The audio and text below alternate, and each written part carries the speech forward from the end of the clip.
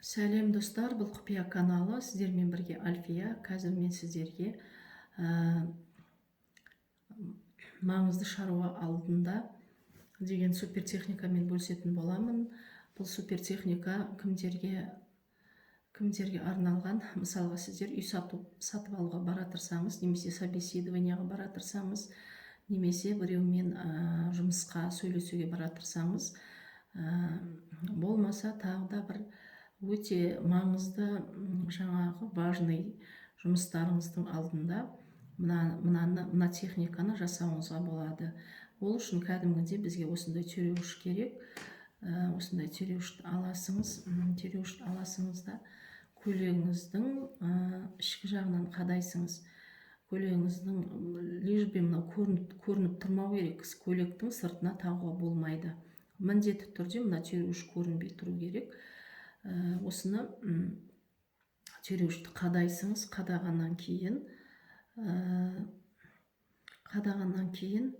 7 рет мына сөзді оқисыңыз, дұғаны.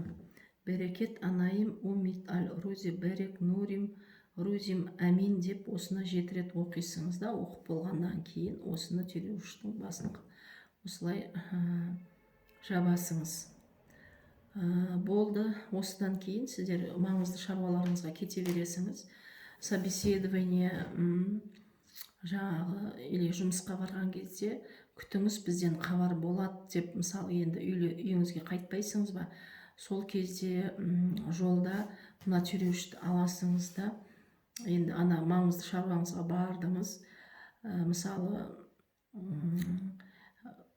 үй сатып алатын болдыңыз сіз, 2-3 күннен кейін, мысалға 3 күннен кейін жаңағы нотариуске барамыз, жаңағы документтестіреміз, күтіңіз десе, сіз ол кезде күтпей-ақ маңызды шаруаңыздан келе жатырып, мынаны түйреуішті ағытып, осылай любой ағаштың түбіне осылай лақтырып кетесіңіз, ашық күйінде. Ешкімге зиян тимесін десеңіз, онда үстіне песок құйып кетесіңіз. Осы түйреуіштің үстіне песок құйып кетесіңіз.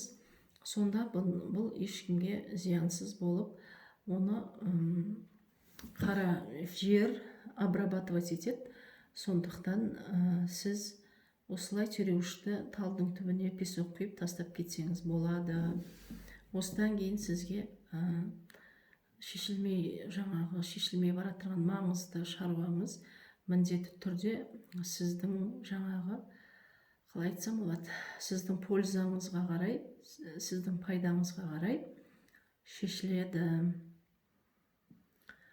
Ал сәттілік достар. Видео ұнаған болса лайк басып кетулеріңізді сұраймын.